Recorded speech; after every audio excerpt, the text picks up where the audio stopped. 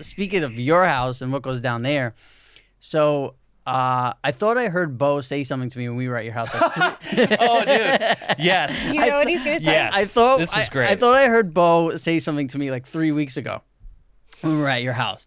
And I was like, oh, I didn't know if I was going to bring it up. So I just was like, whatever, I let it go. And then when we were at your house 2 weeks ago, or last Sunday, I'm outside with him and Jack. And I think I came outside, I left a door open. And I went to turn around to shut the door, and he's like, yeah, shut the door. He's like, the fucking mosquitoes. and I heard it 100% loud and clear, and it's exactly what he said the week before. Like, he just threw in a fucking to see what Uncle Rob, like, what does Uncle Rob do? And as soon as I turned, because I'm like, I know how I'm going to play it the same way I played it last week. Like, I didn't hear shit, because I want to see how deep we're going to go with this. What's next, you know? And I turn around, and I shut the door, and I look, and he's just... He's looking right at me, waiting to see my reaction, and I'm like, "Oh, like I just pretend like he didn't say anything." That's and then I could move, by the way. Well done. Right? Yeah. Oh, you're not supposed to be like, "What the fuck did you say?" You No, piece of because then shit? they're going to say it more. Oh, They so want a reaction. has That's he- the only reason why he's saying it. has he said that to you? No, not to me. Well, that's the thing. That's you can't bring it up. I want to see. I'm undercover. Yeah, I want to see how deep. I like this. I like this undercover You know what operation. I feel bad about? I let That's F all words Cutter, by the fly way. all the time when I'm at your place. And I always have to go. I always say, yeah, look at the fucking effing thing. I always catch myself, so I feel partly responsible. but You know, I'm a big influence on kids.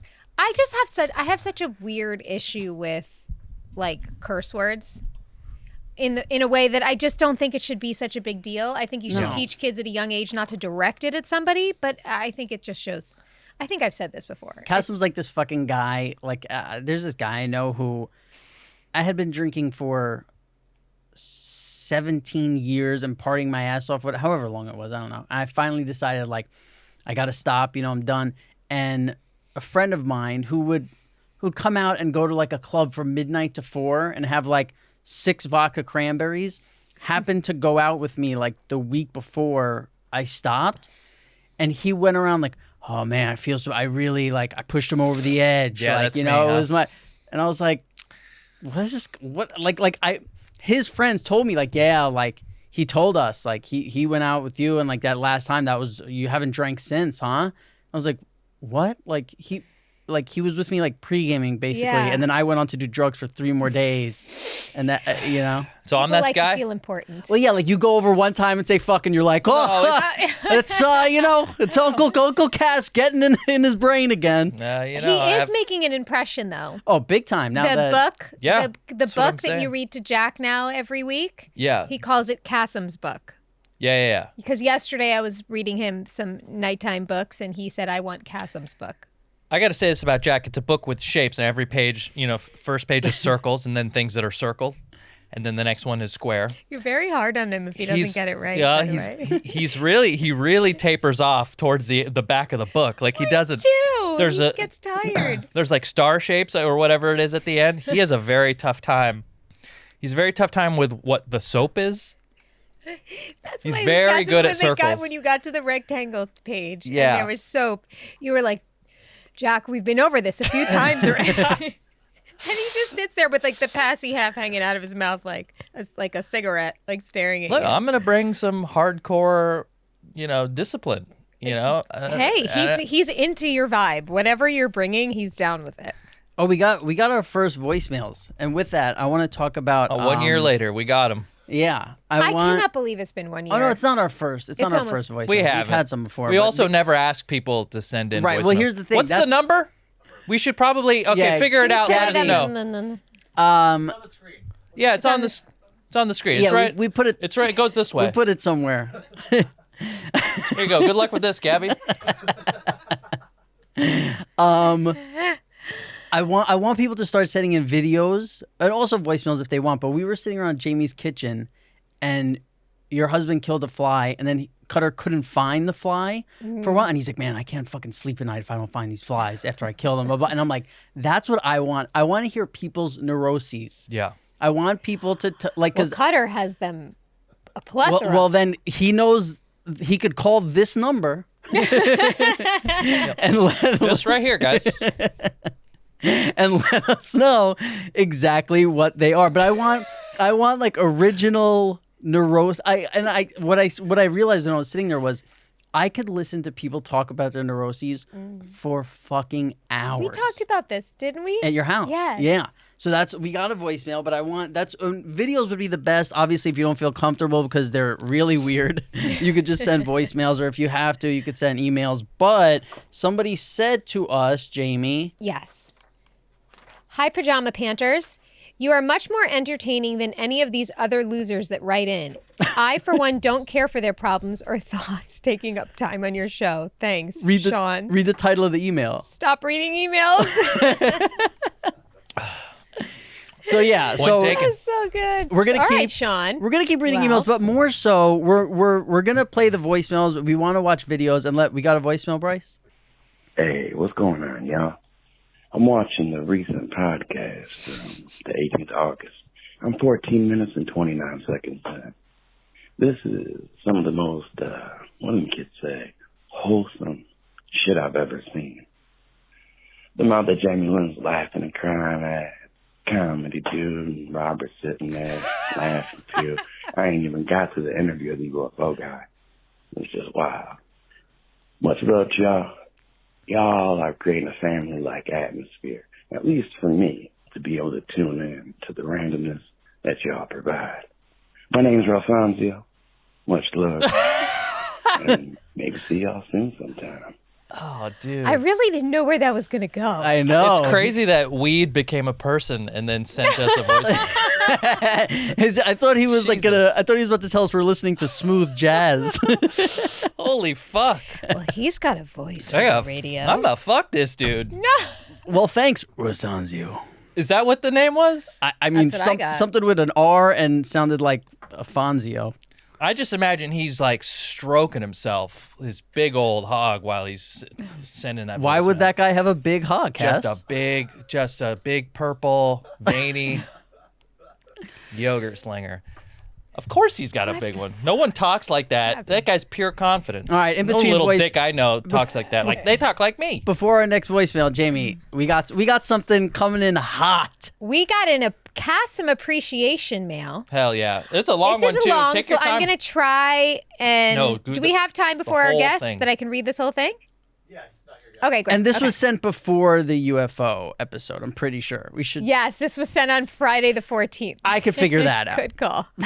Okay, dear Cassim, Jamie, and Rob, I'm writing you today to let you know that there are fans of the podcast out there who only tune in for Cassim and did not know or watch a single episode of The Sopranos. I was just so happy to finally see Cassim's face again, which became even more handsome in the last few years, loving the beard and the gray hair. Love it. And enjoy his funny commentary. Just like you, Cassim, I can also get annoyed at the heavy focus the podcast tends to have around the show The Sopranos, which can only be endured by you throwing in your usual witty jokes, your funny accents, your interesting view on the subject matter, and your overall great sense of humor. This podcast is just further proof to me that your wittiness comes natural to you and wasn't scripted back in the day. I especially enjoy the jokes where you don't get interrupted or judged for afterwards, which is unfortunately rare. Looking at you, Rob. I didn't write this. She wrote looking at you, Rob, by the way. I hope that you can, nonetheless, keep pushing on for your fans, Cassim. Jokes aside, though, Rob and Jamie seem like genuinely down-to-earth nice people, apart from their complete inability to comprehend Cassim's comedic genius. I think his sarcastic, self-deprecating humor gets Maybe for the listeners, try to limit the banging on the table. his humor gets misunderstood sometimes, which people loved back in the day and helped him to rise to YouTube stardom. Cassim, I would love to hear more about your childhood in Jordan, what you've been up to since you left YouTube, and what your Wow. days look like now. Wow. Also, I think you are too hung up on the idea that your audience only wants to see you do your old stuff like California On, etc. I can tell you that at least for me, that is not true. I would love to see you explore new concepts that genuinely interest you now, which will translate to the screen. This seems fake. I'm looking at you like you wrote this. No, please. I have nothing to do during quarantine, and I'm still too busy to write some crap like this. Unlike your ex-girlfriend, I love paranormal stuff and can hear you talk about it for hours. In fact, you seem like a real catch. It was sad hearing about the frequent arguments you Bryce had with your laughing so girlfriend. You can't believe it. Because if I was your girlfriend, we would never argue because I would be too busy sucking your dick. Just kidding. Or am I? Oh. Nope. Anyways, I hope I set the record straight on Cassim's thriving fan base. Keep doing you, Cass. Don't listen to Rob, and please bless us with your own podcast or the occasional Finding Sasquatch docs. Greetings from Germany, Freya. Oh, Germany. Don't listen to Rob. I'm the one who pushes Cass to By do the his own way- shit, damn it. Thanks for replying to my DM last month. Best day ever. Yeah. Whoa. I reply to DMs. Man, I gotta look. Ay, I gotta ay, find that. What's her name? Freya. Here you What go. day of the week Freya, is that? wow, Freya Writings is... It's already the next day in Germany, is it? Freya Writings is a redhead, Cass. If that's who it is, Oh, that's she right. can sing, boy. Freya. So just so our Oh. fans know at home, I just learned this Sunday that Cass is into big-bosomed redheads. Yeah, This or is- just that is- redheads. redheads yeah, in big general? bosom. No, big. You're right. Well, we've covered it in the He podcast. preferred a big, a boopy I enjoy a redhead, a pale skin, a creamy skin, pink areola. Busty's a plus, but you know it's not really about size. I did get a comment in a DM about, hey, I didn't know you were a boob guy. It's not about big boobs. It's about shape and nipple placement. For those of you curious, and wow, I am very excited with that email, and did not prompt anyone to send that in, and that's really nice. What's her name again? Freya. Yeah, Freya. If Monday, you notice, Tuesday, Thursday, Freya. Cassim stared at me throughout the whole thing. You very rarely have stared at me like that. I thought you wrote it because it's so like it hits everything. Yeah. Right. Yeah, no, I didn't. No, she but pays That's the attention. biggest compliment you've ever paid me. If I wrote in an email, it would hit everything. Wow. No, Rob is very Rob is the very sharpest thoughtful. guy I know. Yeah, Wait, he's is Jamie's very mic not thoughtful. working? Just Check it. 1, 2. Okay, sorry. I think that Hassan completely just was derailed speaking it. so loudly over me that you couldn't Right. hear me. That happens in your house, too. It does. Jamie was going nuts because she couldn't hear Big Brother because Cassim's little funny comments. Oh, I did get a little pissed off. not Yeah. not at me. No, it was Cutter. Cutter Yeah, was your talking husband. the most. Talk about Yeah. your husband. No, but I think, like, Cassim kept doing it, so then when That's how Cutter, I watch TV, though. When Cutter would do it, you would let Cassim know it's annoying by telling Cutter. Oh, that For sure. now you okay? Wait, let's get back to this Oh, email. is that true? Yes. Yeah, come on, babe. I know how to read a fucking room. The way I watch reality TV is like I put my witticisms and my jokes, I squeeze them in between. I try not to do it when there's. That's why Lindsay hates all TV. Maybe. Yeah, she loves TV. She goes away for a month to Big Bear just to watch TV without hearing your little fucking comments. I'm Thanks. fine with Hey, that. thanks, man. We See, build you up to tear you down, Cass. Yeah. Who's doing it? Who's gaslighting now, huh? I'm fine with commentary. Just with Big Brother, it's gameplay. I don't want to miss things. All right, come on. Let's get back to this email. Cass, how more you about feeling? the email. How Well, you we feeling need about to Freya? Save that, frame that, Yeah. use that later. Stream I don't that. know what you're gonna do with it. How you feeling, babe? Look, it was incredible. That's it's everything that I'm self-conscious of, she has strengthened my sort of confidence and the role I play in this podcast. So thank you, Freya. Well, I sent you a video yesterday on testosterone. Did you watch that at all? Nope. This would boost testosterone according to them. That getting you when you get that validation that you're like in the hierarchy of men, or you know what they say, like if teams play a sport and they win, they get like a little boost of testosterone. If they play a sport in front of fans and win, it's like way higher. Yeah. Yes. Because it's like you're getting approval Sure. from other humans, and then Yes. you feel more. It's crazy. When I did Yes. live comedy, if there was like a crowd, as opposed to no one coming to see me, it was a way bigger buzz. That buzz lasts for course. hours after. I just imagine Freya Yeah, just in the front row. Just empty theater That's with her a vagina Freya. clapping, actually, not her hands. oh, You are so Jamie-Lynn! Woo! Jamie's in the I building. don't know how German girls are built, Hey, I'd take a sturdy German. yeah, with a You want clapping good puss. stock. You want good, sure. healthy stock. Good, healthy I have stock. these like weak, little skinny ankles. You have and so much content for your other podcast. By the way, coming soon. how great would that have been if that was a video? That's what I'm saying. Right, If we could get yes. these, because we would have known. She's like, okay, now that I'm done kidding, I was like, I didn't know she was kidding about any of that. You know. Mm-hmm. Now she's done kidding. She could talk about S and that D, Cass. Oof. Yeah. She's ready That to was, go. That was very forward. Yeah, I got a DM from a girl that was like, and if I were to suck your dick, I'd use my hands, And I think I put it out there into the world that I want blowjobs and I want women to use their hands, and I'm getting it. I'm getting what I want. Okay. Let's talk and thank again Braddock USA for sponsoring us, giving us a reason to get up in the morning. You guys, these are the softest, reusable, most comfortable masks. Look how cool this one is. Yeah. So trendy with the tie-dye. Yeah, the tie-dye's very in right now. And Cutter won't wear anything with color, so he loves just the plain black. Like something to go with every outfit, because now it's like this is an accessory. Yeah. I put them in my car, leave one by my keys, at all my girlfriends' houses. Yeah, and luckily for you, they are upcycled t-shirt and jersey material, super soft, machine washable, and they're handmade, might I say, in Los Angeles to protect our community and fellow citizens. So if you want to get on in this and match us, go check out their website at BraddockUSA.com. You'll see they already have great prices, but for a limited time, they're offering an additional 20% off with promo code PJPants. Mark that on your bingo card, PJPants. Again, that's 20% off your entire order with promo code PJPants at BraddockUSA.com, BraddockUSA.com with promo code PJ Pants. Yeah, and thanks to Braddock for being our So longest, consistent. our oldest sponsor. So support the people that support your favorite podcast. And if we're not your favorite podcast, I must tell you, it's fine. So we have a guest today. Somebody. There he is. Hey. Yes. You guys. So what's going on? Dan, how are you? So good to see you. First of all. Rob It's been a while. I know. Nice to meet you. Nice to meet you. To all our Hi. people listening and watching, this is, in my opinion, the greatest of the great as far as Big Brother and just in general, just an all-around amazing guy, Dan Gheesling. And I, Dan, just so you know, I've gotten Rob and Cass into Big Brother this season. And Okay. Rob even went back to watch season 10 just so he could really understand the amazingness that you are. The gravitas. The gravitas. So first of all, just thank you so much for being here with us. No, thank you for the introduction. And Rob, I'm sorry you had to sit through 30 hours of bad reality TV. It's okay. Jerry's amazing. I could do it.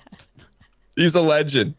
But no, thank you guys so much for having me on. I'm really excited to be here. The only caveat is that when things are done, I want to come and actually wear pajama pants on the set in the future episode. I hope you're not wearing some below the camera. I am theoretically, but I have a couple, I'm sure other guests have asked you, but I have my favorite pair I want to share with you, but can you guys tell me your favorite pair of all time? It's this very fancy brand called an Eberger. It's like a very thin cotton brand. It's like my Christmas present every year now is I either get sweatpants or another pair of pajamas. I'm such a Eberger? Eberger. They make eggs Chelsea also. would like them. They do. Am I Eberger actually eggs? saying it wrong? Maybe I'm talking about the wrong brand. No, you're saying But yes. What about you guys? Oh, you want to know? Rob has gotten me the things I sleep. He bought me these bamboo shorts.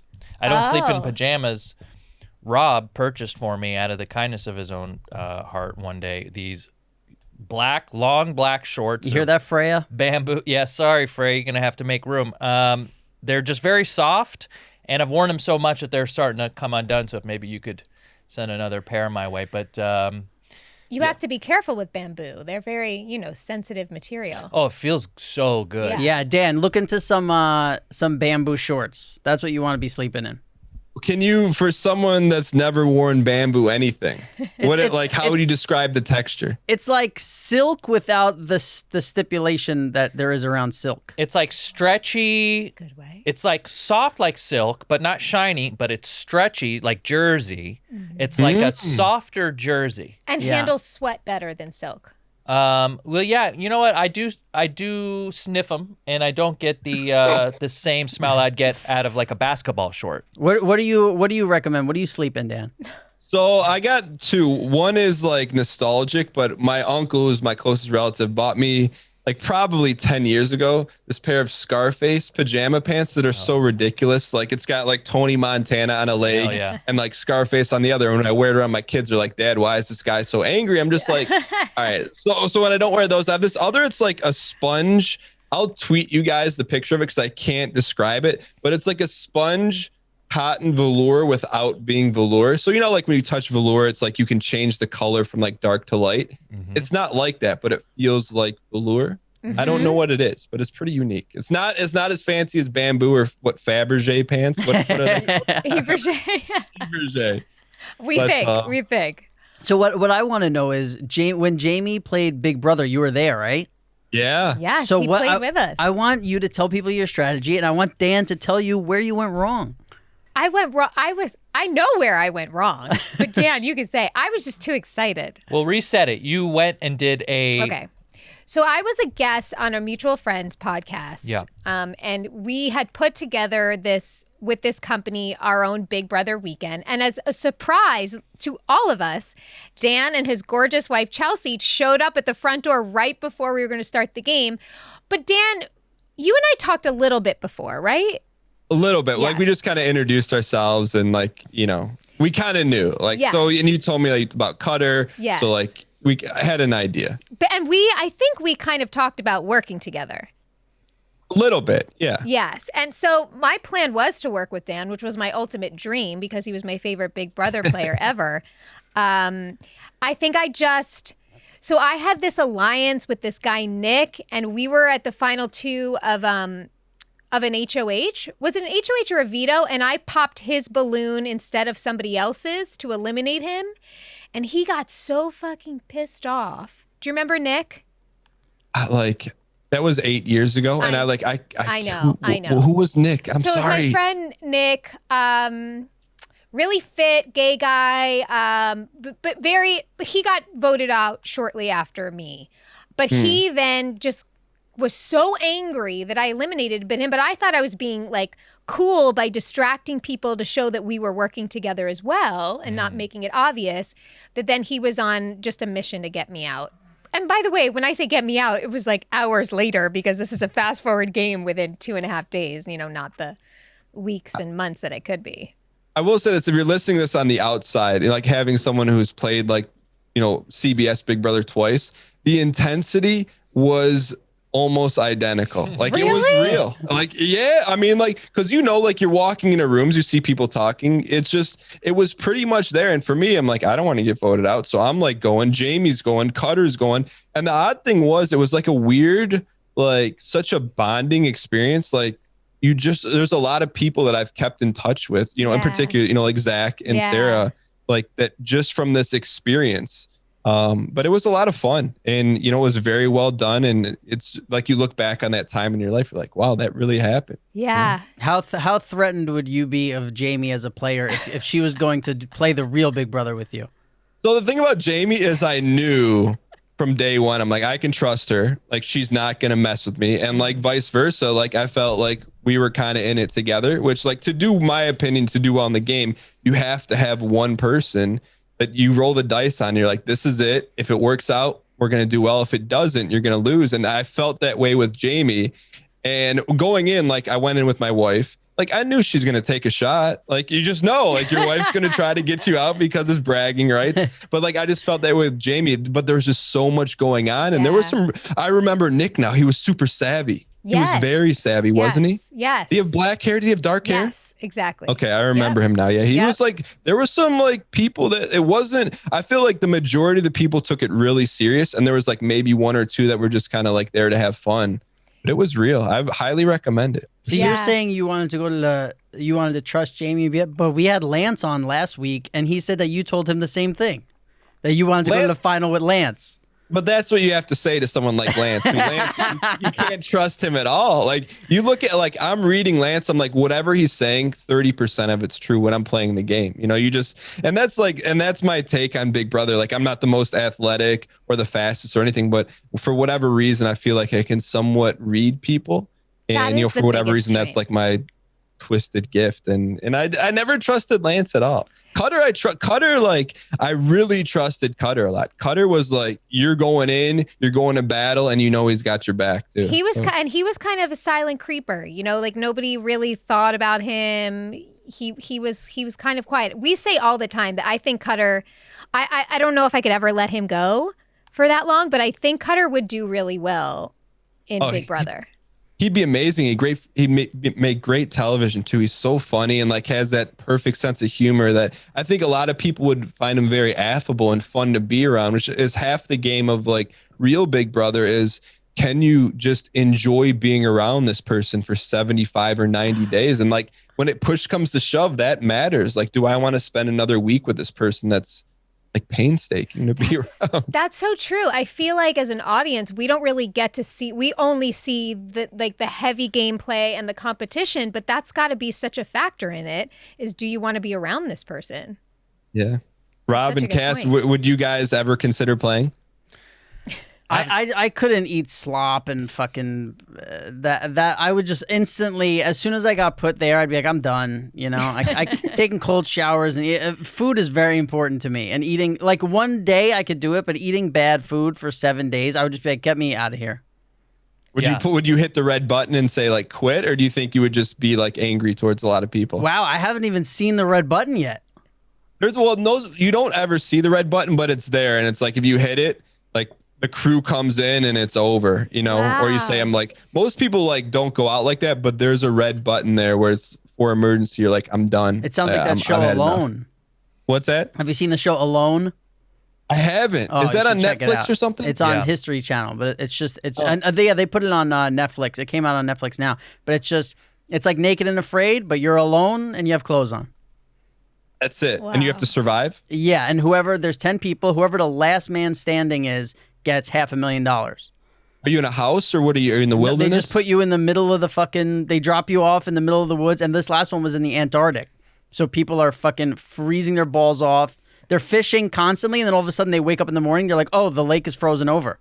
Like, I don't even know how I would possibly get food out here. How long does that go on? Just indefinite? It could be like a week or 60 days? It could be as long as there's 2 people left, and usually it goes about 3 months.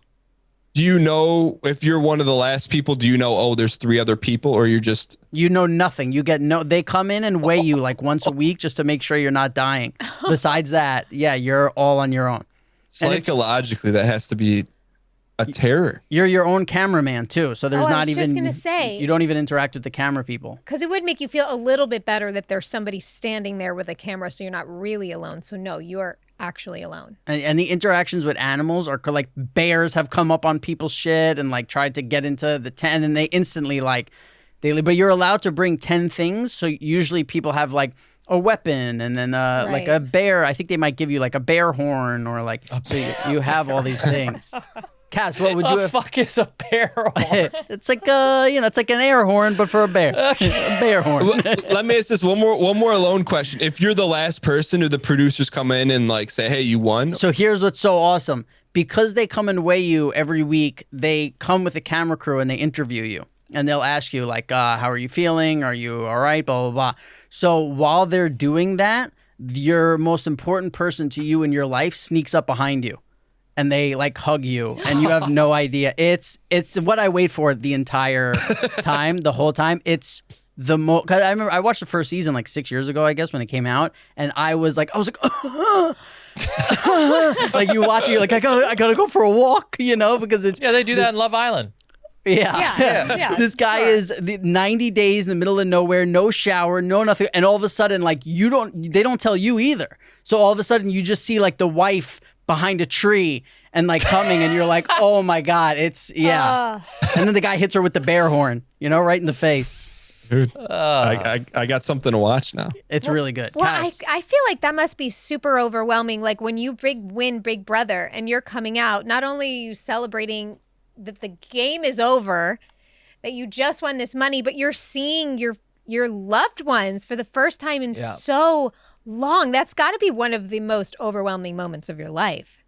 Yeah, I mean, I look back at that and it's like a complete blur. Like I have like a few mental snapshots of like the confetti, like that moment. But really outside of that, you're just kind of numb, and for someone like me, like I was such a huge nerd for the show. Like I grew up watching it since I was a little kid. I'm like, my dream to go on the show and I have to go on. And I started applying. It took me 4 years to get on.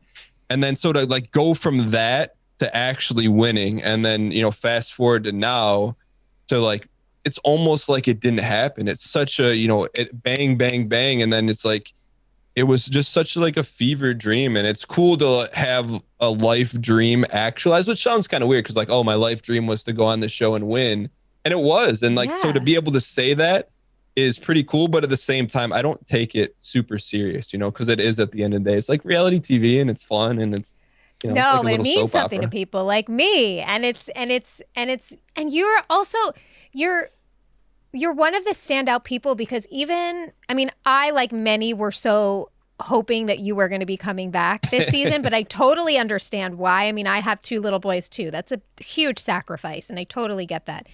But even when some of the all-stars were coming back, I didn't remember a lot of them, and I consider myself a real fan, so it's very rare to actually stand out and remember not only who somebody is, but how they played the game.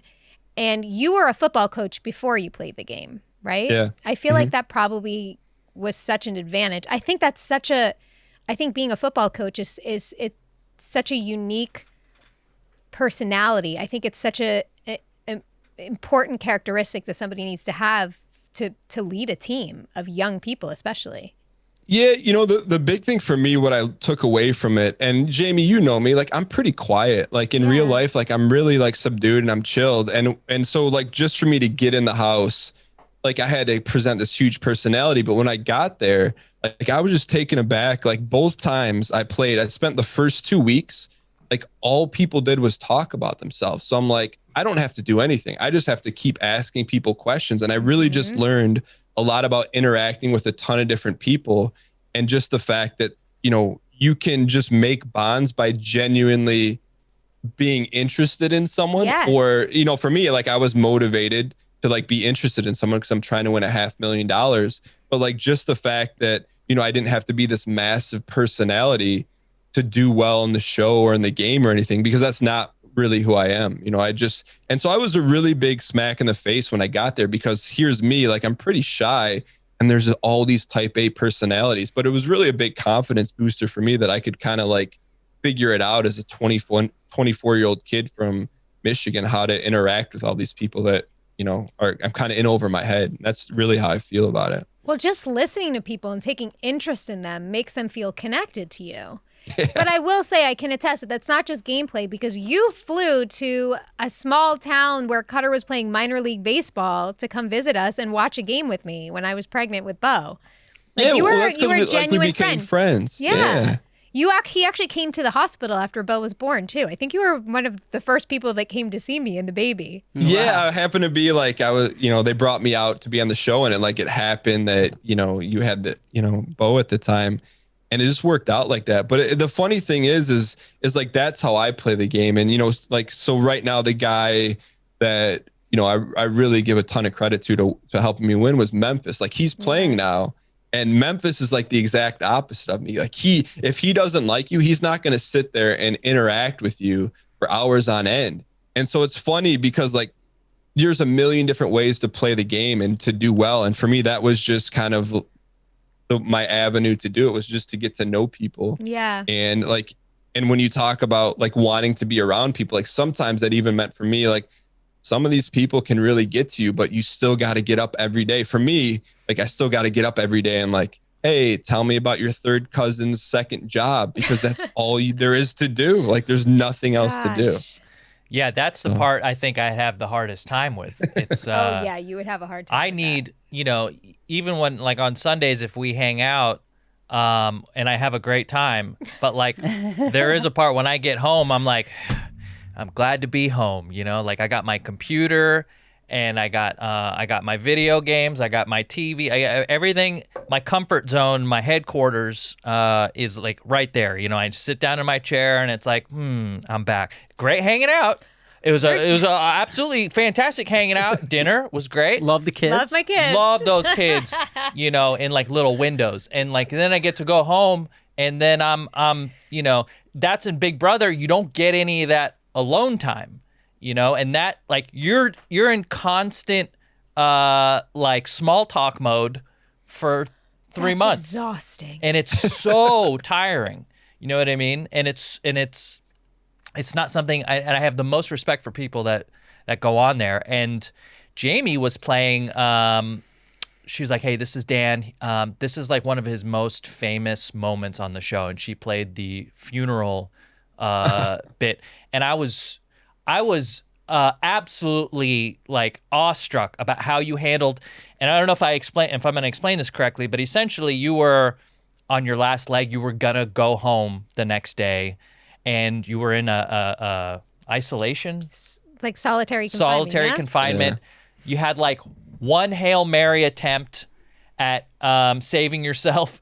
You came out and gave this speech like if we were in an acting class, and like like you come up on stage, and not only are you giving a monologue, but there's intent behind it. There's like an objective that you're trying to and you just fucking nailed it.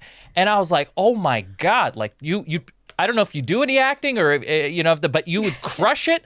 And it was like there's a first moment where I watched Big Brother. I was like, oh, there is a skill here. Yes. And the intuition that you're talking about earlier always reminds me of that George Costanza in Seinfeld. He was like, I can always tell when somebody's uncomfortable at a party. Like that intuition where you can kind of read, between the lines. And like, I like to think I have a little bit of it, but like I have to imagine that's probably one of the strongest tools that you can have going into that house, besides a way to just like not kill yourself from boredom.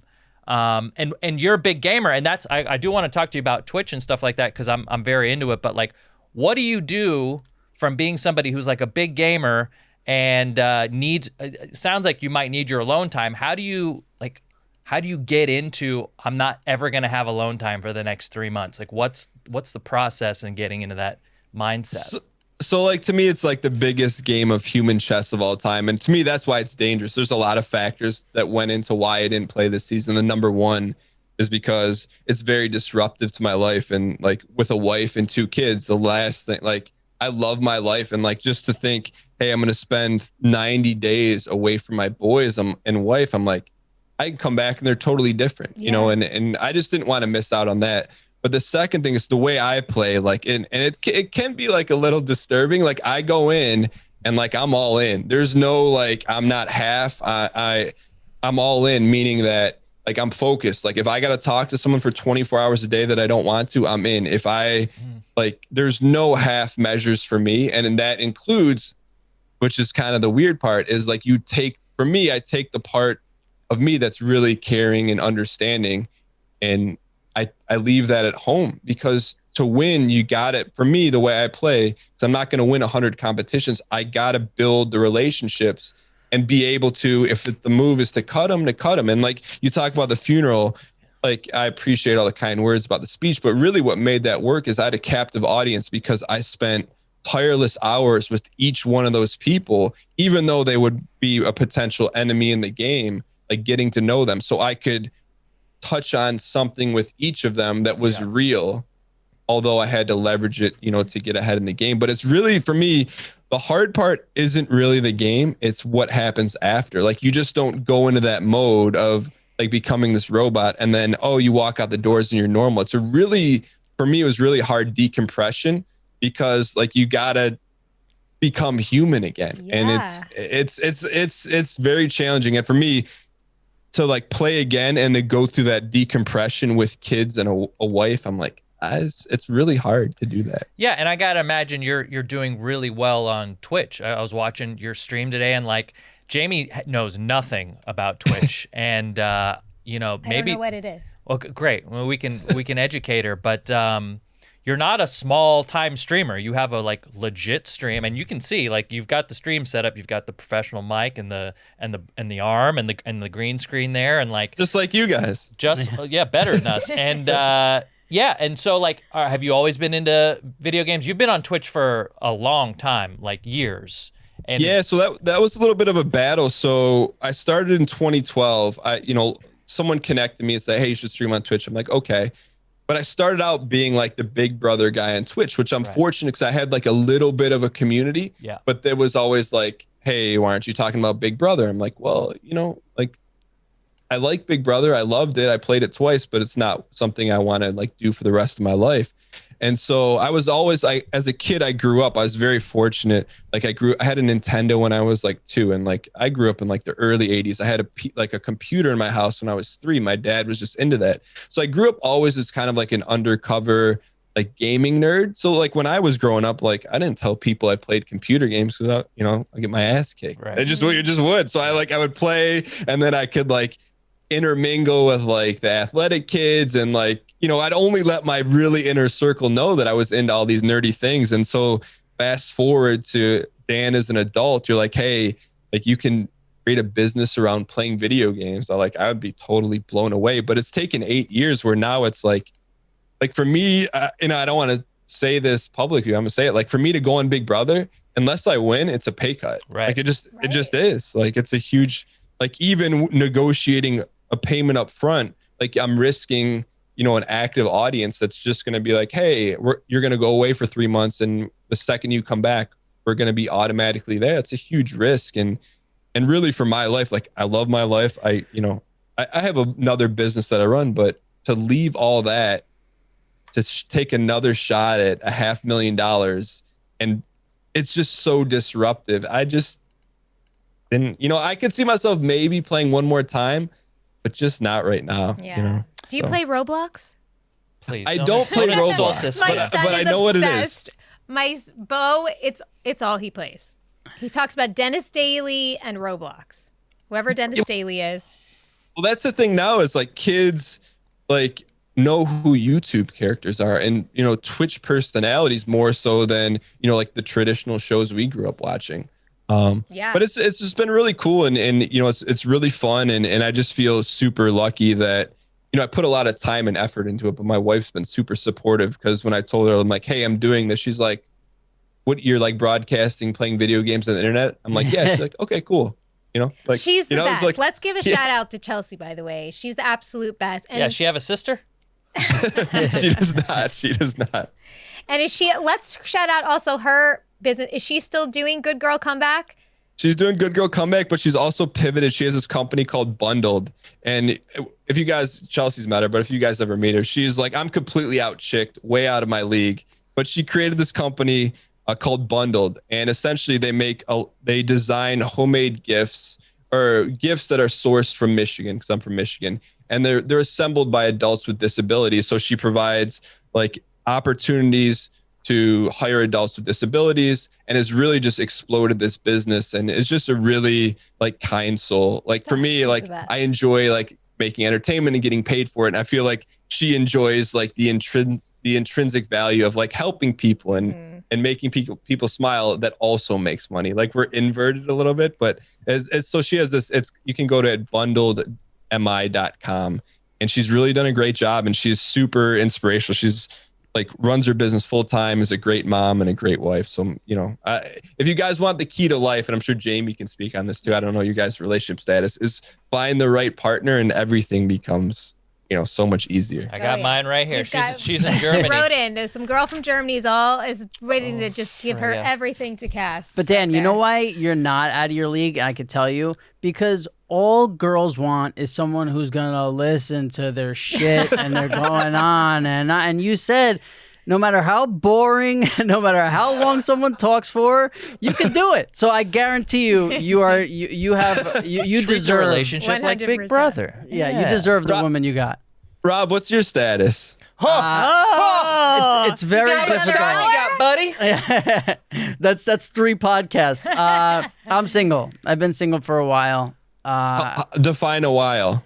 A long time. Like I was a big party guy, so I never even thought about settling down. And then I stopped drinking like 7 years ago, and kind of was working on myself. And now I feel like for the first time, I'm ready to date like somebody. Sober 7 years. Yeah, I mean I'll smoke weed occasionally. But yeah, sober. Congratulations, man. That's awesome. Yeah, thanks. You seem very insightful, because like I think that's the answer. Like you could have met Mrs. Right or whoever you want to date 5 years ago, but if you're not ready, it doesn't matter, Yeah. Which is So are you like Are you on apps or like what do you? No, nothing. Especially with Corona I tried to go on an app for 2 days during Corona, and I'm like, I can't pretend to care about your job at the kiosk in the mall. Like, I just don't. I don't like. I have whatever the opposite of what you have is. You're like, I can listen forever. You got 30 seconds with me. That's about it. Ask pajamapants@gmail.com if you're interested in reaching out to Rob. What's your ideal way to meet someone? Because so apps are out of the picture for you. Let's just cross that off. The best way would be in one of Jamie's fake Big Brother houses, I think. That's how, get trapped in there with a broad for 3 days. You know what? If we could somehow make it work where there could be like a daycare house where we could throw our boys in, maybe when this is all done, or we could just make it a quarantine thing and homeschool them in there. We might be onto something, Dan. Start your own and school. Chelsea are willing to meet up somewhere and we can get a bunch of single people, preferably for Rob, to play the game with us. And maybe Kasim. Come on, don't throw me that No, Kasim's the piece of host. shit bone. Kasim You said you Garaiba. don't I need a talk place to where I can people. play games. No, I want to play. I need to have a computer. I have one more question about Big Brother.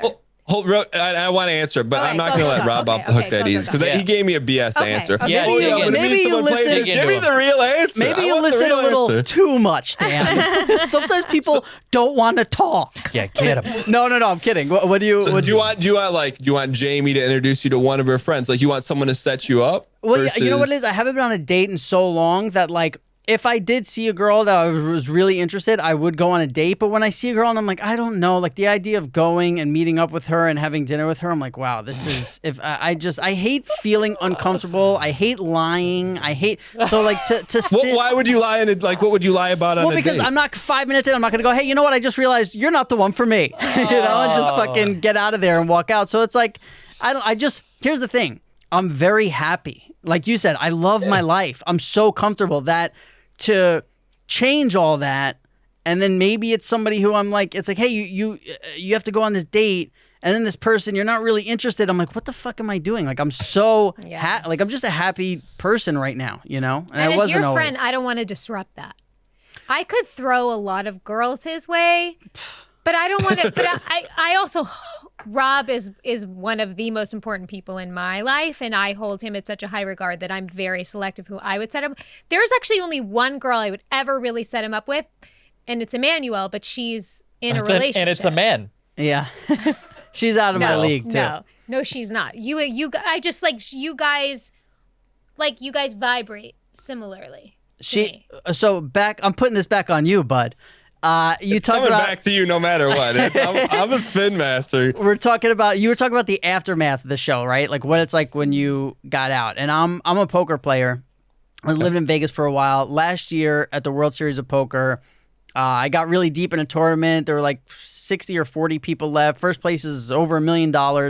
And I made a mistake. I got knocked out. And it is torture for so long. And it's been over a year. And there's still nights where I lay in bed and I'm like, I can't fucking believe you made that mistake or whatever. So I want we to all know feel that way. people. I don't want to rehash it, but like I understand poker and I played. Can you tell me what you did just so I can like have the context? You know what? I had a big hand. It was late in the tournament, and a guy raised, and I had no problem going heads up with him. But what I didn't see was I was in the big blind, and it's such a big spot. I had tens. You're almost always supposed to 3-bet tens. You're supposed to 3-bet tens there a good amount. I just didn't want to get 4-bet and have to play for my stack at this point with tens. And I also didn't want to have to fold it. And what happened was I saw the small blind fold, and then I called, and what I didn't see was the small blind had actually called. And listen, it was day 3 or 4 of this tournament, and you're playing for 12, 14, 16 hours a day. You go home, you try and sleep, but you can't because the high is so ridiculous, and you're worried about oversleeping. So you get like 3 hours of sleep, then you come in and play the next day, and then you come in and play the next day. And it was like they just broke it down to 6 tables or 4 tables, whatever. And they're like, there's an hour to go before the end of the night. And I had a big stack, and I'm like, you know what? Like, I'm not really looking to play right now. I'm exhausted, and I'm starving, and because I can't play when I can't eat when I play. And I just missed that this guy fucking called. And if I see the small blind call, there's more chips in the pot, and I'm always gonna 3-bet there. And I decided not to. Flop comes queen 10 4, all spades. and the small blind instantly ships. He's like, I'm all in. So I have middle set. I'm like, I can't fucking fold here. No. So I call, and then after that, the guy who originally raised goes all in. And there's just so much in the pot where I'm like, unless he has queens, I have to call here. And even it was at the point I Did call. small blinds have the flush? Can I just say, Kasim, I listened to fucking 70 minutes of I'm UFO. I'm into it. UFO talk last week. What's so I see you over there bobbing your fucking I'm head into and it. trying to be Mr. fucking funny man. I can't Shut the believe- fuck up. Okay, I'm into Okay? it. All right. Shout out to Alejandro. What's his name? Alejandro Rojas. Alejandro Rojas. Big shout out to Alejandro Now, Rojas. As I was saying, Back to So the you spades. got 3 people all so there now shoving all in. he has ace-6 of spades. He flopped the flush, and the small blind has 9-6 of spades.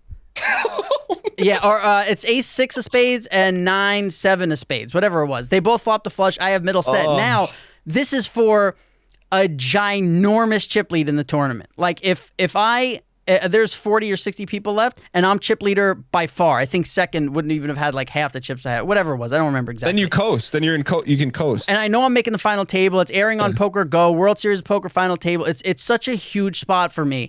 And I'm just looking to pair the board right here, and it just comes out blank, blank. And there's a day last week where I'm laying in bed, and I'm like, how do you not see the fucking small blind called and didn't just fold? And it just, whatever. But what I want to know is, it came down to you and another guy, a big brother, for $500,000. So you got way closer. And what is it like when you come in second for $500,000? How long? What's the aftermath? Yeah, so I just want to give you context. Like for you, like to get to that point at the table, like in the tournament, is insane, right? Like you're grinding 4 days. But like now that's like a feather in your cap. You know, if you're there again, you got it. So you got. I mean, if you're asking me what you do, like if you're there again, you're watching that small blind like your life depends on it. So that's how. Like if I'm you and like we're boys, I'm like, dude, you're gonna be there again. The situation's gonna come up. You're like, that's why I made that mistake. So next time I don't do it. For me, like I won the game, I get all the way to the end the second time and I get smoked, right? And the second, I remember there's a moment in my head, I'm like in my head, and I had a terrible read, but it just is what it was. When you're in the house, you have limited information. I'm like, if I can just get to the final 2, I'm going to win. Like, how do you let me get to the end and then don't vote for me to win? And like, if I can figure out how to get there. So I'm like, to just get there, I'm like, I got it. Like you're going to let a winner get to the end, and it just didn't work out that way. So when one of the votes came in, and I'm like, I know I needed that person to win. When I didn't get it, I'm like, I'm good. Like I just knew I did everything I possibly could to win. Like there's nothing more I could have done. No. So it's just like leaving it all on the field. So I left it all out in the field. I'm like, I'm good. But I also know that other people who have played the game, maybe similar to you in poker, have made a mistake, and they're still thinking about it. Like, I guess I'm fortunate where like I didn't make that mistake. Or you could say, like, people always say for me, and I don't get defensive over it, but people are like, oh, you didn't manage the jury, or you didn't like work on the jury to get the votes. I'm like, look, man, I'm fighting for my life every week. Like, I just got to get there and then see what happens. And so I don't know. I just felt like if you do everything you can to win and it doesn't work out, like I was okay with it. Of course you want to win again and be a 2-time winner. But really when that vote came in, like I was done, and the only time I'll get, and I'll be honest here, because honestly, because Jamie, like you're a real friend. The only time I'll get like a little irked is if that individual runs his mouth. And I'm like, because that's not me. Like I'm always like, hey, good win, good job. If that person that beat me runs his mouth, I'm like, on, man, like you beat me, like good job. Yeah. Who is that guy? Who's a guy? Can we name beat somebody? him? Huh? Who beat him? No, that runs his mouth. Is there a player that's like kind of known?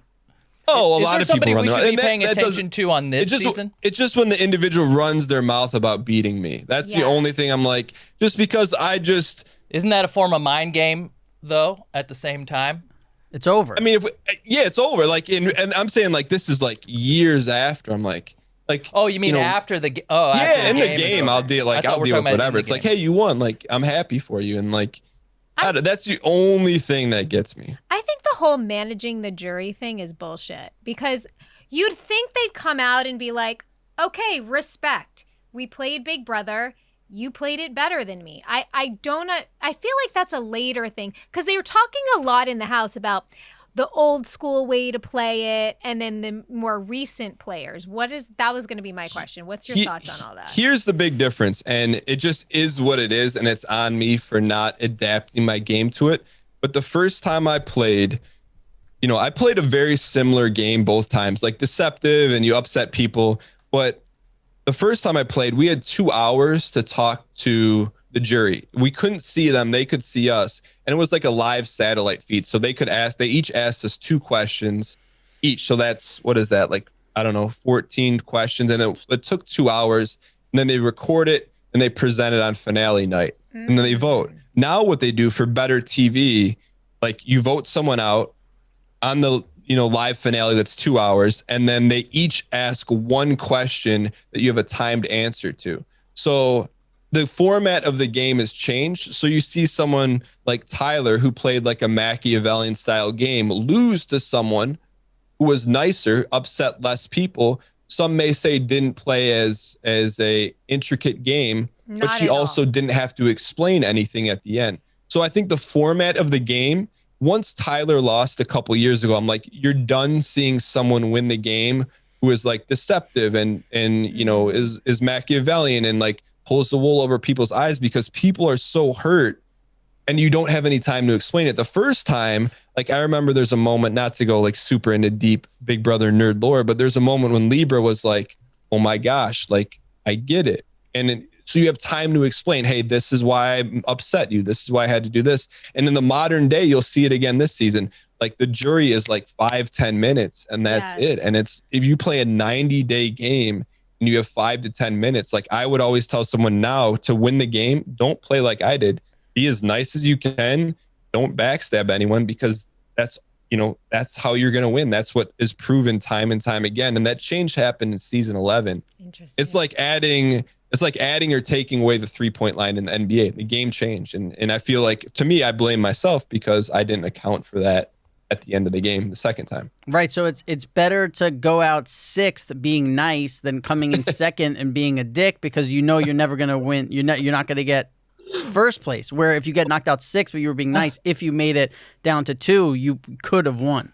Well, I mean, there's a couple of things. You still get paid, you get some prize money for 2nd, but also the other thing, like I pride myself on, is that like it'd be like, Rob, if we were playing Monopoly, I'm playing hard against you and like I'm doing everything I can to win, but I'm not going to insult you. And I feel like both times I played, like people are mad that I backstab them, but I'm not calling them like fat, ugly, stupid. No. And that's like what I can kind of hang my hat on, which has been a really eye-opening experience for me this season, is like the online community of Big Brother. Cause I'm like invested in this season because Memphis is playing, Janelle is playing, like people that I know. It's like, someone on an NBA team, you're rooting for them. Mm-hmm. Like the online community is like, it's pretty intense, like very intense. Very. I fell into that when I was pregnant, and I was very hormonal and emotional, and it was when Amanda Zuckerman was playing, and I may or may not have joined a Facebook group just to vent my feelings about how mean she was. She was so mean.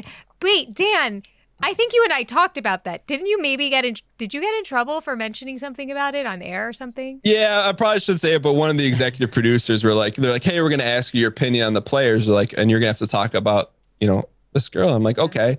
And then like, I don't think they expected me to say what I said. And they're like, hey, you really, could have taken it easy on her. I'm like, yeah, but she was kind of mean in the show. But even like mean. That, like Jamie, like I look back at that and like I was pretty hard on Twitter, like the season coming off the show. And I feel bad because, as someone, who's a part of that community, like seeing how much negativity there is towards how people are playing a game. Like, cause this season, like everyone's really nice. They're just like, just because so-and-so is going after so-and-so, they're like, hey, this person's the worst person in the world. They're canceled. And I'm like, these are like real life people that are playing a chess game. It's really intense. And I guess I never experienced it, but because I'm rooting for Memphis, who's like a villain this season, everyone is just like hammering me, and like, I can take it, but it really reinforced to me, like, I have no problem dealing with that, but my wife and kids are going to have to read this stuff one day. I'm like, why would I ever subject them to that? Like, I don't need it at all. So Kasim joined a hate group for Kevin. You don't like Kevin? He hates him. Oh no, I'm open to everyone. I just What? he's like got this sort of like weak, like this limpy weak, but I think it can definitely be an asset on the show. It's just a lot of like He always looks like he's about to cry. I think he is crying. Yeah, or he's crying. And that's the kind of stuff like someone like Memphis, that's going to wear him down. Oh, like for sure. to just like imagine being around someone that's like, you guys are doing a podcast. Imagine one of your hosts every day is like, hey guys, I'm excited to be here. Like, or they go, you feel that. Shut up. Listen, I do a podcast every week with a guy who's gaslighting me constantly, Yes. and I just And I'm in the Crazy. middle of it, literally. This Yeah. dude's crazy. I don't know what he's talking about. We all think he's crazy. see, but that's the thing. That the balance is Jamie's perfect. So Oh gosh. I mean, you're not wrong. yeah, so it's like Hey, know, Jamie, I don't think you're perfect, and that's I know you've made it known. and that's And my kids annoy you. and that's the most human thing I can think of. What have you ever seen Jamie do that's out of line or that warrants For any sure, like, there's oh, been that's stuff. kind of, I've never seen, well, Jamie and I've been, unless you yeah. think punching your husband in the face is a big deal, she hasn't done anything I did clock cut her once.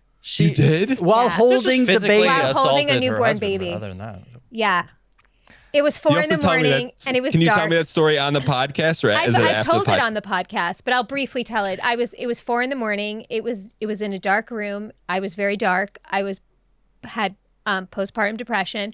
Okay. I was holding the baby, and when I don't want to talk about something anymore, I ask you repeatedly to get away from me. I don't want to talk anymore. This is where Cutter and I differ. Is he can't not fix it, and I need a minute. Yeah. And I had no choice but to literally just bring my right arm around and really sock it to him, literally, and make him understand that I can't talk about this any longer. And it was something wrong that he did, and I think he was trying to apologize but also explain, and I just didn't want to hear it. And it was a dark moment for me, but we've gotten past it and we're okay. And that's why See, but Jamie couldn't But do she even Celebrity. has the past. She just pushed out a baby, and she's Yes. recalibrating it. So that's a pass for me. Thank you, You know? Dan. But that's Thank why you. Jamie couldn't do Celebrity Big Brother. They didn't think with her rap sheet that she'd make Correct. it 90 no. days or however long without violence, No. I enjoy watching it from my couch each week. Much better. I do, and this is nothing against Jamie. I think Jamie would do well, but I think she's so nice that it would work against you in the house. Like, I would never make it. oh, I would never make it. Again, I don't emotional. know if I don't know if I could emotionally handle Cutter being gone, but I would love to see Cutter go in Big Brother one day. yeah, I think he'd be great. And he's like got this dry, sarcastic. And he'd win. very Like he funny. could pull out some great wins. He's smart. He's athletic. He's handsome. quirky, like you said. He has really weird things about him that I think people would find entertaining. Let me ask you this question: do you think good-looking people have an advantage on the show? Right? He's basically saying who would do better, me, Jamie, or someone like Kasim. Dude, I mean, I guess let me shut flip the question up. back. Let me flip Sorry, I the had to question have back a serious moment and a serious talk with Rob. Go ahead. No. Let me ask you this, Kasim. Do you think being good looking in real life Yes. gives you a natural advantage? Yes, I do. I think And, I think people trust good-looking people more. I think people that like they just see a nice-looking face, and it just makes everything around you better. You know, it's why good-looking people succeed. That's why taller people are like CEOs. It's just a whole thing. I don't agree with it. I'm somebody who's been measured as a 6, like a 6.5. No, you're a good looking guy. Please, I think you're a can't. good-looking guy. I'm getting better with age. Yeah, me I too. am He's a getting better handsome. with age. He is a handsome guy. However, I do think striking people like Janelle's got a nice face to look at, and it's like I know that when you're having a conversation with somebody that's better looking, it's just a little more intimidating than if I was talking to an uggo. Do you know what I mean? I don't think it's about good looking. To me, Janelle is so confident, and maybe you're thinking good looking confident. people are confident, that I would It be is a like, oh my confidence. God, I want to be on your side. Like, she's so strong. She's so confident. She's also one of my favorite players ever, and I'm so stoked that she's on the show right now. But Right. I know if I was in the house, I would desperate, and this is why I would be terrible, because I would desperately seek. This is like, why you're Janelle great. To, like, you're be good my looking, friend. but you're modest and you're humble, and you don't carry yourself like you're this above everyone else. You're the best of both worlds. You're like hot ice. Kevin, and I'd be like, I don't want to put you in an uncomfortable position. I don't want to say who's uggos and who's not. I just think that there are people that get by on life a little further. Not saying a lot further, just a little further because they're better looking. And it's got to play some sort of role in the game. I don't think you win the game just because you're good looking. I don't think really, if you look at the majority of the cast, I probably think 98% of every cast is really good looking. They're not really going to put ugly people on TV for the most part. That's why Cassim was on YouTube. Who's that? Heyo! Rob? Boom, that's for you, kid. Shut up. Bryce, I love it. Who's David on the show? Is that David or Daryl? The black? David. Oh, David. Now that guy's a looker. Now he's an underdog. Now Memphis has got it out for him, but I think David is. You made a great point, though, Dan, where you said that he actually has an advantage because nobody knows his gameplay. He's never played the game, basically. I didn't know who he was until episode 3 or 4. He played for 2 hours in a season. That's it. Yeah. So like, imagine going into a game, and this is how my mind works. And you know how I know how Rob's going to play. I know how Jamie's going to play. I know how Cassim's going to play. You never played against me. Who am I? You don't know. It's such an advantage. It's like, you know what everyone's good at, and no one knows what you're good at. And I can just speak to that because the first time I played, it was a lot more fun because you're a wild card. Yeah. Second time, everyone's waiting. Oh, Dan's dangerous. Dan can do this. And it's not as easy because everyone knows what you're going to do. So I don't know. I think if David sticks around, and he's in trouble this week, but he sticks around, it could be really interesting if he can pull that off. But I don't know. When I say stuff like that, then, people on, Twitter are like, oh, he didn't study the season, so he doesn't know. I'm like, well, there goes that. Do you got to bring all your own clothes? Yeah. So when you pack a bunch of stuff and then they go through and they take anything out with logos or they make you color stuff out. But you pack everything. I've never seen so many clothes that were highlight colored, like neon yellows and greens. And I'm wondering if there's. You were really bothered by Keisha's outfit that day. Just some of the most disgusting color combos I've ever seen on TV. Rob, can I just behind us?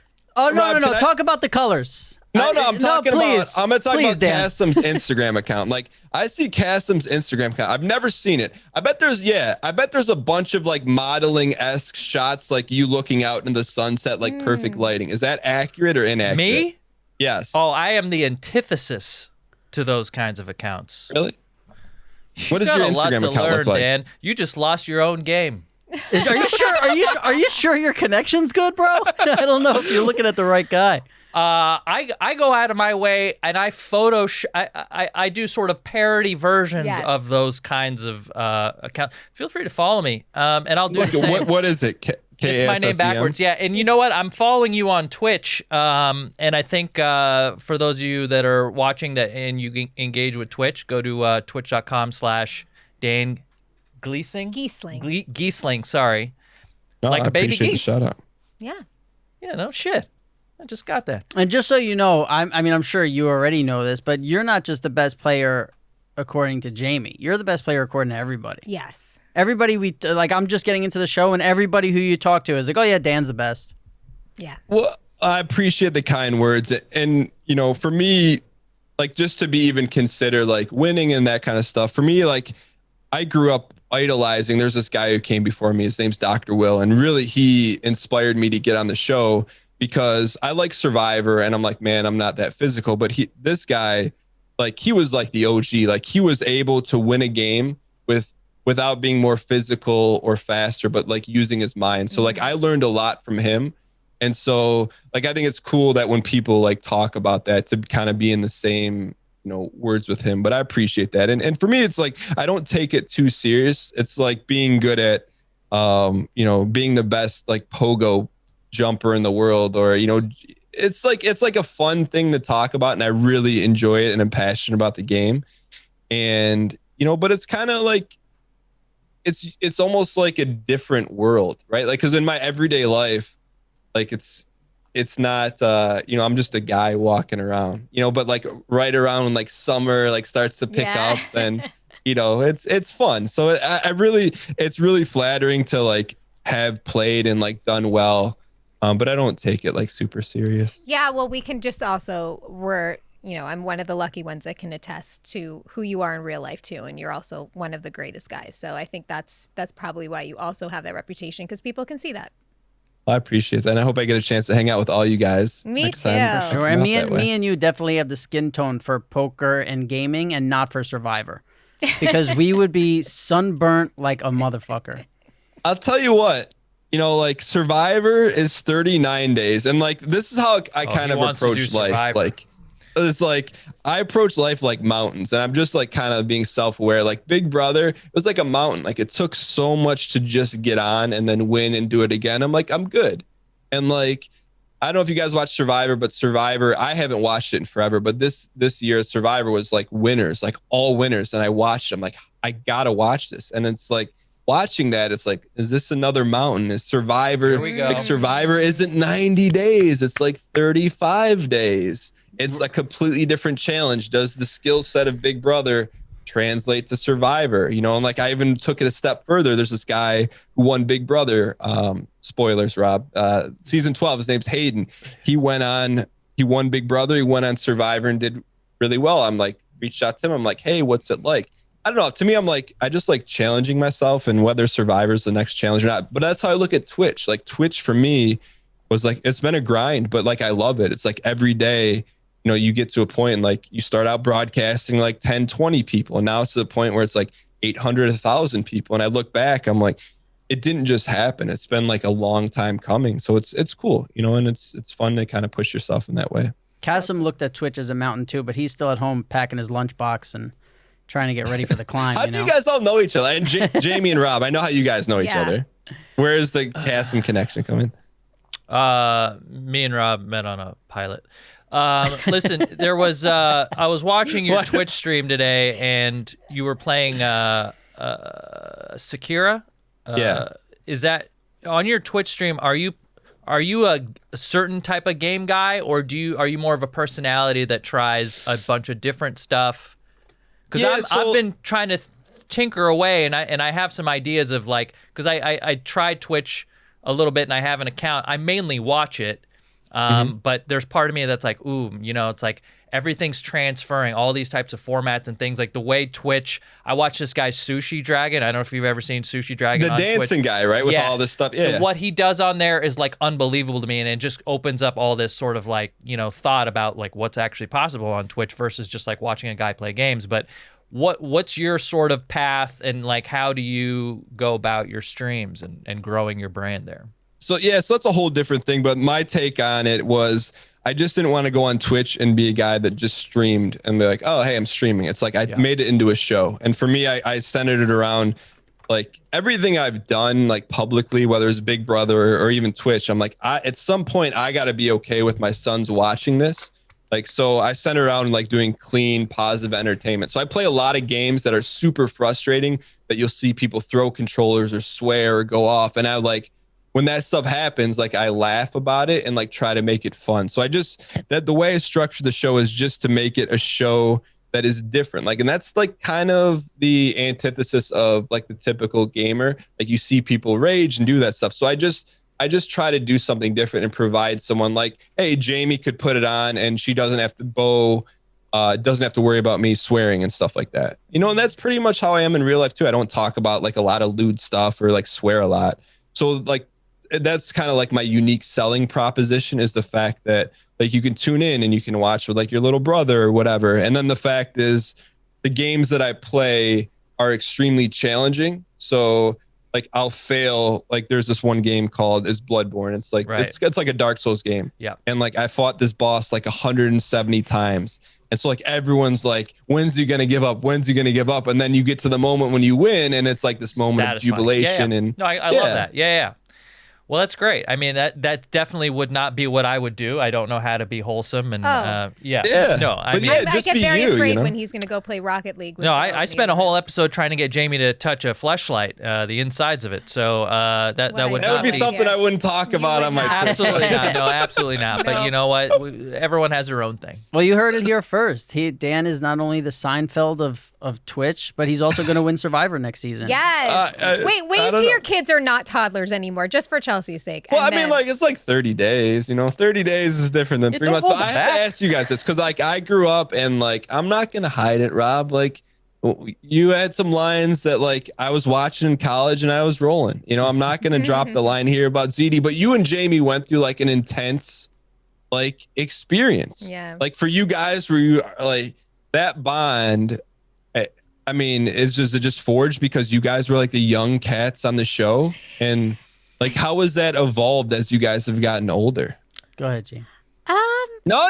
yeah. I wanted Rob to answer first. Oh, I didn't Go know you ahead, wanted. Yeah, she's like family to me. Like we've said it before, but you could put this on the bingo card, on the Pajama Pants bingo card. But it's like people have said she's my family and my sister so many times that I think my brain just believes it, to the point where she was on our friend Christina's podcast a couple weeks ago, and I was watching it and they were like, she said, "Oh, your friend Rob." And I was like kind of offended. Like I was like, Jamie's not my friend. Like, Yeah, you know, like no. I was like, there's more. I mean, we've known each other for 20 years. She's, the best. She's the best person I know. She's really, she's incredible. I don't know. Can I ask you guys a Sopranos question? Of course. And it's more Yeah, like please. a life question. Like when you guys knew like it's coming to an end, like I imagine like it was such a, I mean, you don't need me to toot your horn, like an iconic, legendary moment in culture. Like when that's over, are you guys like texting each other? Like what do you do? Like, well, You go ahead. You gonna take this one? Yeah. Do you want to? No, go for it. I was just taking handfuls of Percocets all day, so I wasn't really texting anybody. Honestly, I was so ready for it to be over just to go party and be an ass and just drink and hang out with my friends. why were you ready for it to be over? Was it hard work? You were over it? No, You I wanted- just like, it's not that I was ready for it to be over as much as like when they said, "Hey, this is it," I was like, okay, like because I was so excited about partying and drinking and just never have like, at the time I was drinking and doing so many drugs that even when they said like, okay, in 2 weeks we need you for 3 days, I'd be like, oh man, I've only got 2, because I wouldn't do drugs or drink when I was filming. So I'd be like, man, all right, I only got these 2 weeks to party before I gotta start working again. So just to know like, hey, your party schedule is open ended. I was 22 and I thought that was awesome. like no responsibilities. No one's telling you where to be at what time. You're like, this is what I'm about. Yeah, exactly. Jane? Yeah, we had taken so many long breaks between seasons that it wasn't as harsh of a reality when it was done. But I think that had I done the show starting at 26 to 36 as opposed to 16 to 26, I would have never wanted it to end, because I would have had more of an understanding of like how rare that was and how special that was. Not that I didn't appreciate it while we had it, but from 16 to 26, you're so young and it was so amazing, but you're like, okay, cool, what else is there? As opposed to if it was later on in my life or even now, I'd be like, oh, there's nothing after this. I don't want this to ever end. But it's for us in our relationship, I think it's been so cool because we were obviously very close during the show, but Rob was somebody, if a few weeks or a month went by and we didn't talk, we would pick right back up. But now we are seeing each other and spending more time with each other than we ever have. And we're just, at different places of our life. And our relationship has nothing to do with Sopranos anymore. I think when people see us together, they think of that. But when I see him, it's not even the first 10 things that I think about. How did the podcast start? Where did it start with a text from Rob to you, or From Rob. you're like, hey, we should do something? little genius He is over good here. at pretending he's interested in us. He's gonna right? use this information against us. Damn it. Yes. Yeah, no, we had talked about it a bunch. Like everybody's doing a podcast, so it had come up, And then we were in New York, and I just remember I was like, all right, this is on the bingo card. If I move to LA, should we start it? She said, yeah. And then Kasim, I asked Kasim, I thought they would be, because for some reason, I really wanted them to meet on the podcast and wanted it to be like, now we're a year in and they're friends and everyone to have seen and to be able to go back to episode 1 and be like, holy shit, these two people didn't know each other. And now Kasim's like holding the baby and, he's Uncle Cheese and it's, He's it's nice. Uncle Cheese. Yeah, we did. It's been a great experience. One of the best in my life. But like, when you start it, right? You go from a text or whatever to like actually doing it. He when talked did you about guys it sit for down? years. I mean, we were talking. I think we talked about it while you were still in New York, and then you moved to Vegas, and then like the closer he got to California, the more serious he got about actually doing it, and then he got so tired of Vegas, and he was like, "I'm doing it. I'm moving to California," and then we were like, "Okay," and then it happened. And Rob follows through. When he says he's going to do something, he does it. And then he was here. And then before you know it, we had a podcast out in the middle of fucking nowhere, Los Angeles. Yeah, where are you guys? Well, can't say. I have no idea. It doesn't pop up on a map. Yeah. When you go satellite view, it's blurry still. They haven't. There's like dead fish outside on the street, sometimes by the drain. I don't know what the hell's going on around here, but They're making sweatshirts next door. yeah, exactly.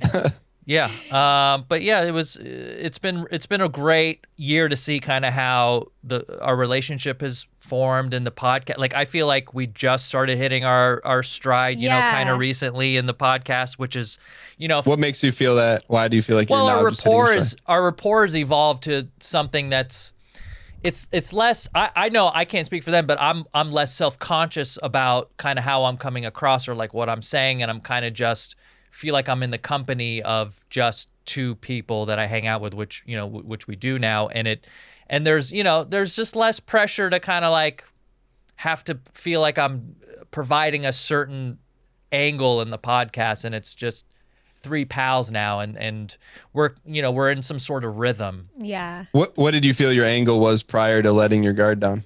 I was the brains and the face of the podcast, and I realized I didn't have to be that. It's okay to just be myself. I was like super funny, smart guy, but so and also in the beginning, like up until episode 15 or 20, and this sounds horrible, but Corona has been great for us. Yes. Like it's. Jamie was extremely busy. At one point she was doing like 3 movies. She has 2 kids. She has a lot going on. And now that she doesn't have a lot going on, I could tell she's here before us sometimes. She's like, I want to bring this guest on. I want to do that. And she's excited about the podcast because it's the only thing besides her other podcast that she's doing. That is not true why I'm excited your life sucks. Because I too, like Kasim, I didn't know what this was going to be, but I knew I was going to get to be doing something with Rob, and that was enough for me. And that's not a diss at Kasim. I just didn't know him. I literally met him at this table for the very first time. Well, it's a different table, but yeah. I know a different table, you're right. In this room. A table in this room. I met him. And Rob's somebody who's always made me feel very safe and very supported. So I always, was comfortable, but I didn't know what this was and what it was going to mean to me, to be quite honest, other than I was getting to be with him once a week. And it's really become this place where I feel like I've actually really started to like myself more, believe it or not, because in so many ways and in this business, I think you grow up and you feel like you have to censor certain parts of yourself, or you have to be this person or you won't get this endorsement, or this person wouldn't cast you if they knew this about you. And because, as you see, it's such a free-form conversation and it goes to certain places that maybe wouldn't go. And I'm so comfortable, and I've gotten to a place where I love these guys so much, and I know they love me for all the parts of me, that I've learned to love all the parts of myself. And I kind of give less fucks about how I come across, and it's made me more confident, and it's given me so much. And then, I've told Rob and Cass, like, sometimes I'll read comments, which I don't normally do, and seeing that it means something to other people is so cool, because it feels truly effortless. And I enjoy also watching Rob, because he's so good at steering the ship and it's really cool to watch him in his element like that. That's awesome. Yeah, even Well, when he my loses job's his done. cool, he loses his cool sometimes, and like we'll get in the car He'll lose after his cool this, and then sometimes. What are you it'll talking just be about? fine. It'll be fine. We'll just be best friends. But like sometimes on the show, he'll go a little too far, and like I see it, and I know the people listening see it, and but we'll get in the car and everything will be fine. It just sometimes during the podcast it could be awkward when he loses cool. But like we'll get in that car and then we'll drive and we'll just have a laugh. We'll See, have this a good is just 30-minute laugh. Kassem's, like somebody was building me up and being nice, so Kassem just has Yes. to come in now and tear me down. This is our dynamic. And It's that what we do. is the dynamic. Welcome to Pajama Pants. I have to and I'm not gonna end this, but I have to piss. I have to pee too at some Look, point. and I know she did, and I could read it, and I didn't could want. feel my I could energy. I could feel it. We're And that close I now. wanted to take it. So besides your wife's stuff, what else do you want to promote? Yeah, just if you're on Twitch, check out the channel, twitch.tv/Dan Gheesling. I'm live Monday through Friday at 10 a.m. Eastern Standard Time. I have a podcast. I'm pretty much everywhere. If you type in Dan Gheesling, you'll see it. But if you want Big Brother commentary, Twitter's the place for that. But I'm really super passionate about finding ways to make Twitch a place where you can tune in and like feel good and have a good time and laugh. And that's pretty much what I'm focused on. But thank you guys so much for having me on. I really enjoyed it. When things get to normal, I love to come out and see you guys and Yes, do another please. one where we can talk more about We need you to Rob's. come on You know again. what? I will say this. When I felt a little bit bad when you're like, I'm happy. I'm like, I pressed Rob pretty hard. And like, to me, I think being self-aware, like we said, like you're happy, dude, that's it. Like, I think some people like, they look at like, oh, I need to do X, Y, and Z to be happy. But if you're happy now, like, I think you're pretty smart. Like, don't throw a monkey wrench into it. You know what I mean? But you may get to a point where you're like, oh, I'm ready. And then it's things weird- change. He's gonna fuck a monkey if he doesn't have sex pretty soon. Because I do notice while. that there are people who are in happy relationships like Jamie and I take when she tells me you should get in a relationship, I take the advice. But then I see people like Kassem who are miserable in their relationship. Absolutely, just And he's like, "Oh, you got to start dating. You got it." And I'm like, "Are you just trying to drag me down, bro?" Like, what do you absolutely. I want you to know what it's like. Yeah. So I just like Dan, I just want to say when you do a podcast, when you have friends on, it's amazing. And then sometimes you have to have people you don't know on and it's kind of weird and uncomfortable. And you feel like a friend. It's kind of Yeah, weird. right? You I knew you'd be a great guest. Thank Yeah. you so much. Amazing, man. No, Thank you. Thank you guys for coming on. I'm looking forward to keeping in touch and Yeah. coming to see you guys sometime. You got to have me. I'd love to come back, and like I've never sat down in a podcast show, which I think is cool that you guys have that. Like you've done like interviews, but in a podcast. So I just feel like sitting there, I think would be a different vibe right too. here. Yeah, and then You're saving it for me. we'll zoom if you're not here by the finale. We'll zoom you in for the finale. You could tell us your thoughts. Yeah, for sure. We'll see you on Survivor. Thank you so much. See you so guys. much, Dan.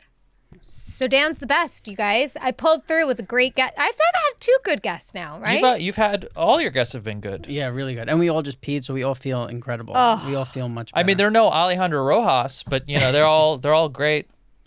They may Yeah. not know a lot about UFOs, but he knows a lot about Big Brother. Lance knew a ton about space shit. Yeah. Yeah. He What are almost you went. talking about? Well, I'm talking about what's this guy's name? You didn't even ask him. How do you know? Maybe he does know about Dan's UFOs. a big UFO guy. Yeah, I should have. I should ask every guest that. It's kind of my duty. All right, I maybe we failed need it. to start with that just to get it out of the way so he doesn't complain. So we have 2 people who have been supporting us a lot. One of their names is Moist Dog 69, and the other person's name is Beverage Clearly. And they brought up a great point, which is they like hearing about the UFO stuff, but they want to hear less facts and more of like the psychological. Why does Cass? Why do you love it so much? What do you get out of looking into this stuff? Yes. And shout out Beverage Clearly and Moist Dog 69. Nice. They are the ones, or Moist Dog is the one that started our subreddit. So if you're a Redditor So cool. and you need a Thank you, place guys. to go talk shit about us, you can go to r/Pajama Pants podcast and help build a community there. Now, what do I get out of it? It's a lot of escapism, but it's also one of these things that I've always been into since I was a kid. And it might have been just because I probably saw like either Leonard Nimoy's In Search Of or like Fire in the Sky at a young age. I've just always had a fascination with that stuff, and it's not something that's gone away as I've gotten older. It's just like one of those things like I'll always want to know the answer to, and I'm at peace that I probably won't. But things have been coming up in like the news lately that keep it kind of like fresh and interesting, and like there's new stuff coming out that we have been asking questions about, like, does our government even acknowledge this stuff? For a while they never admitted that Area 51 existed. Then they came out and admitted it. Now they came out last year and said, yeah, we do have a UFO program. Oh, there are things in the sky that we don't know, they're not ours, and we don't know where they come from, and we have a team that researches and so that, I don't know. It's fun for me. And it's like, I pay attention to news and politics and like all that stuff, but that's like, when I watch the news, it's draining. You know what I'm hearing? I just hear you're bored. That's all. You think I'm bored? Yeah, I could be bored because I don't have like kids that are, suckling at my teeth. No, I'm serious. I don't have, I have more time to attribute, you're right, to a lot of other things that you have, like an actual life where you have to make sure kids are like fed and they don't die at any moment. I just think people here and things here bore you. So you wanting to go out of this world. Well, I don't know what the root cause of the fascination of it is. It could be I'm just tired of human life. That's what I'm But saying. here's the thing, I understand all your fascination with UFOs. I get it 100%. If you find out aliens are real, it opens up so many other doors. Where with Bigfoot, I just don't get it. Like, I'm like, okay, let's say tomorrow we find out Bigfoot's real. I'm like, okay, what do you want to eat? Like, I don't know there's no like. You're saying if we found out Bigfoot was real, you wouldn't think about anything. You wouldn't think that's cool or that's interesting? Like, yeah, it's great, but it would just like it would be a little crazier to me than like we found this new species of fish. There's or, like, no way. Shout out to Bryce. A Bigfoot. Yeah. Thanks, guys. Well, by the way, Bryce is a avid fisherman. He's what's called a species hunter. Right. And I've always said that isn't all fishing species hunting. Anyways, I don't, just to clear it up, the Bigfoot thing is definitely less plausible to me than aliens. And I think you agree. I think you believe in aliens over Bigfoot. Yeah, we would have found him by now. If a Bigfoot. Oh, don't get him started, Jamie, please. I don't get it. Can we do another podcast after this one? Jamie, you have a kid. I gotta pick up a child. Okay, really? That's your problem. It's because you have to go do that kind of stuff. You can't take the time to figure out why we haven't found him. Here's what's gonna happen. Yeah. Next week, Cutter's doing pickup, and I'm gonna give myself a solid 3 hours in this room. You're barely gonna be able to scratch the surface. I'm gonna eat mushrooms before I come in. We have a guest next week that we might need 3 hours for, guys. Oh, yes. Woo! And I'm going to eat mushrooms for it. Yeah, it's gonna be a good one. To end on a high note, we got a voicemail. We got another voicemail. So let's hear it. Just leave your kids. Hi, PJ Pants. I hope that this voicemail finds you, but more importantly, I hope this voicemail finds you well. I am calling in reference to episode 47, where Cassim brought up compatibility from his therapist. I have recently gone through a breakup, and it has been one of the worst breakups of my life. And I want to say that just made so much sense to me. It's not even funny. This was a person that I could not imagine spending one day without. We clicked on movies, music, experiences. We loved the same food. We would go out to sushi. This is one of the greatest girlfriends I've ever had in my life. But our lifestyles were just different. I enjoy the bottle. She doesn't. We tried moving in with each other for a while. We got a pet. Things just didn't work out, but I wanted to call and say thank you for this episode. I love PJ Pants. I can't wait to keep listening. And I hope just any bit of this makes a little bit of sense because I have been smoking pot all day. Anyway, signing off from Polk City, Iowa. Your fan, Connor. Take care. Thanks, Connor. Thanks, Connor. And See, I knew this would warm the shit out of it. Come on, And before any of you So say that good. we have a younger demographic that listens, just listen to Connor. He's old enough to drink. He's At least. Look, when he was talking about compatibility, it sounded like in the beginning when he was talking about all the things that they shared, those interests sounded compatible. Amazing. But yeah, I mean, the lifestyle piece, you know, can come in many different forms. For them, it was one person liked to drink and the other person didn't, and that's a big, that's a big hard thing to get through. Yeah. Look, Jamie's got her purse. And that means we've got to wrap this up. Thank you guys so much for watching. If you're on YouTube, hit the subscribe button, the notification bell. Here's the phone number. Yeah, it's right here. And we come out with YouTube videos every Tuesday and the podcast to listen to every Monday. I never realized you said it Tuesday. Guys, don't forget, send videos of your neuroses, please. I beg of you. Yeah, Rob wants to know what's wrong with you and what's weird with you, so send them in. You've got to hear what's wrong with me for a fucking year. I want some... AskPajamaPants@gmail.com and follow us on Instagram, and that's it. What a great one. Yeah, thanks, guys. So good.